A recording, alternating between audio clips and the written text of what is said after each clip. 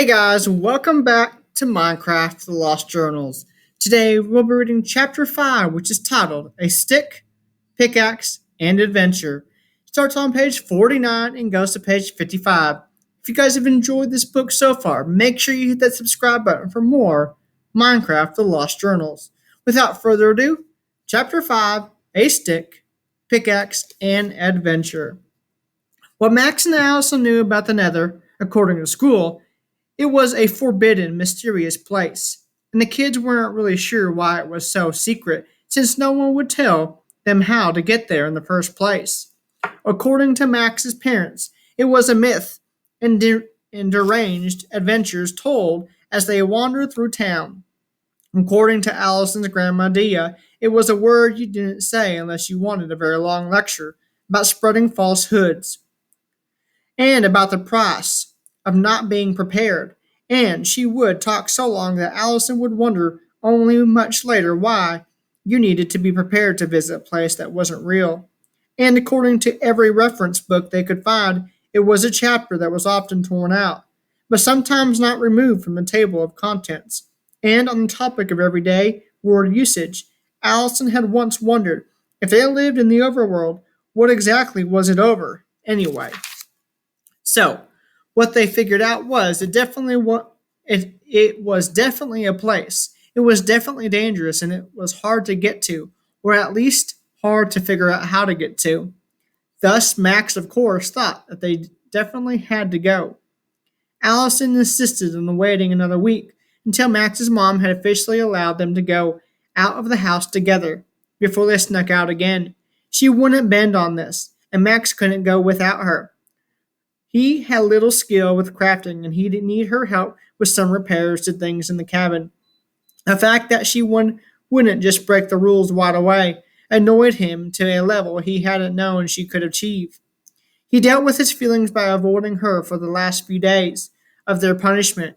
This wasn't hard because his mom still kept them busy and apart. Allison politely waited for him to cool off. She knew he'd come back around. He just wanted the adventure right now. Secretly, Allison couldn't blame him, but she just couldn't afford to push Max's mom any further. The chore of coaxing, and in some cases, lifting and carrying Mr. Hatch's sheep from the cave had been enough of pain to cause her to tread lightly in the next excursion. The problem was, they had gotten quite good at helping Max's mom. Now she was using their assistance for the actual benefit rather than a punishment. And when she wasn't super angry with them, Max's mom would okay was actually okay to be around. Allison still wanted to go and see the cabin where Max had found the journal, but the heavy work they were doing was wearing her out. You two have done a good job, Max's mom said over dinner one night. I'm lifting the ban and going outside, but don't mess up again. Allison nodded gratefully, but she remembered her promise. And when she and Max were back in their room, she put her face up to the hole between them and said, She's not going to give us any free time during the day. Let's go tonight. Surprisingly, Max was too tired. He was still grubby from all the work he'd done in the garden and was lying on his back, nearly asleep. Already? I thought you'd want to wait a few days, he moaned. Are you kidding me? She asked. You're the one who was in such a hurry earlier. He laughed and sat up, his eager energy showing again. Completely kidding, he said. Let's go. Max said he'd found the journal in an abandoned cabin in the woods a ways from his house. They needed to go back there because he hadn't explored half of the secrets it held. Luckily, Max's mom had sent Allison to the shed to fetch a tool earlier that day, and Allison had used the crafting table within to make a quick, basic pickaxe. She quietly broke through the bedroom wall separating them, and they were both able to leave by Max's door.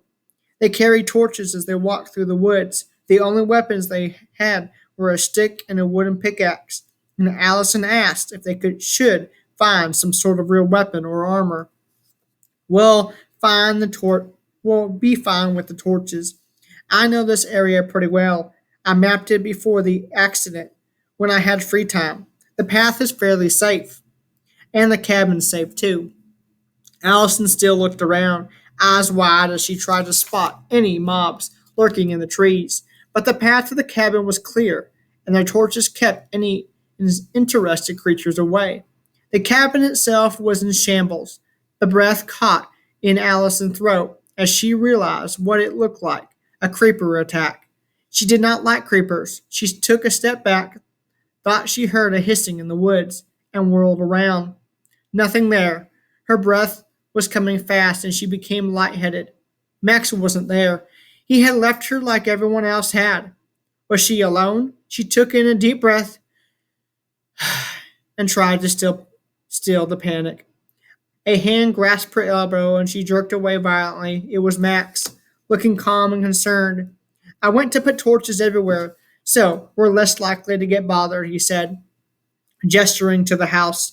It was now lit on all sides by torches. Are you okay?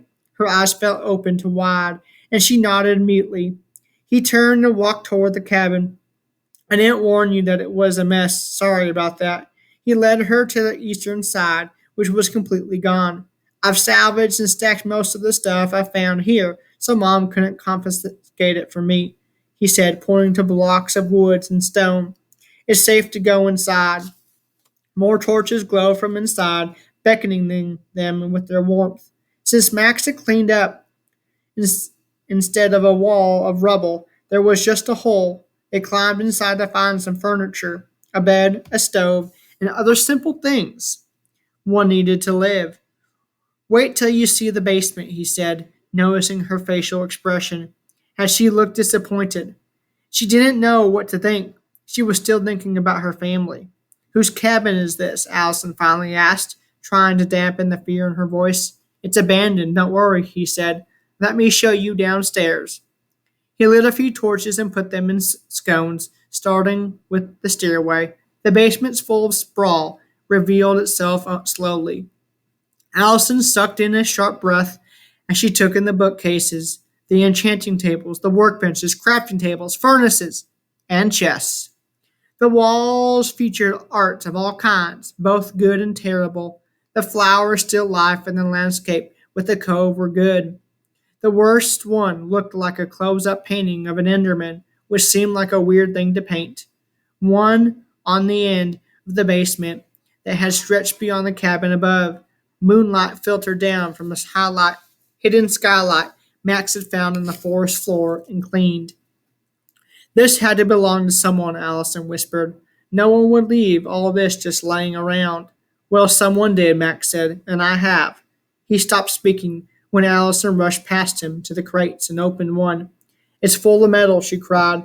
Iron and gold and even a little bit of a diamond.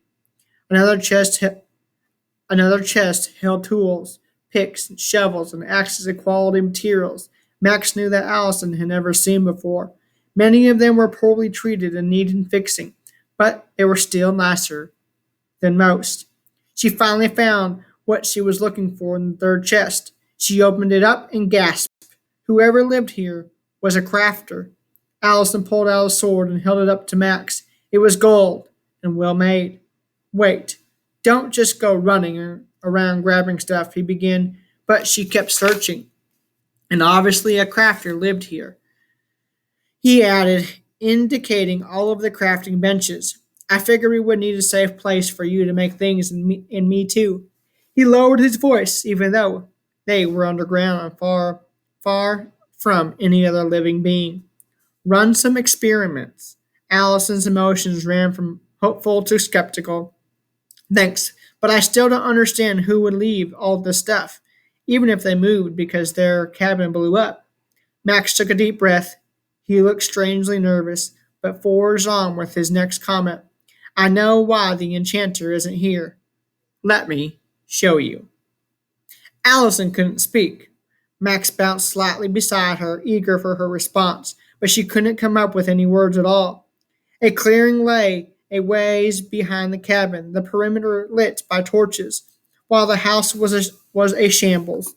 The clearing was pristine, with the trees trimmed back, torches casting gentle light on the grass, and everything drawing the eye to the object in the center. A large black rectangle stood there, obsidian, gleaming in the torchlight. She paused for a moment, and Max wondered if she would yell at him. But then she stepped forward and inspected the area, sitting on the edge of a clearing with a neat stack of more obsidian, just in case the enchanter had wanted to make the doorway even bigger. Because that's because that's what it was, a doorway. And Max wanted to go through. On top of the stack of obsidian, Allison figured the flint, steel, and shiny pickaxe sitting there. She gazed up at the structure. It was at least 8 blocks high and 4 wide. This used so much obsidian, she whispered. Where did it all come from? Max glanced around. There was no obvious source of lava or water within sight, so someone had to have mined pretty deep to get the obsidian, or they created it and carted it here. That isn't what I think it is it? She said. It's a real portal to the nether. It exists, and I think the author of the journal is there, Max said, unable to contain his glee any longer. You took the obsidian from the enchanter's stash and used it to fix the sheep pen. It wasn't a question.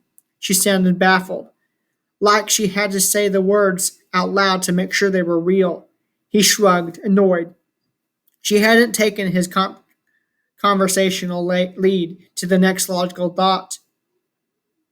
I figured it would work and get you interested, but Allie, you know what this means. She looked sideways at him. No, she said, as if she knew what he was getting at, but refused to say it. Yeah, you do, he said. We have the journal and the supplies, everything we need. We can go through the portal. Are you insane? She yelled. We're kids. We can't even handle rampaging sheep. What makes you think that we could, first, find the enchanter, and second, survive whatever is on the other side?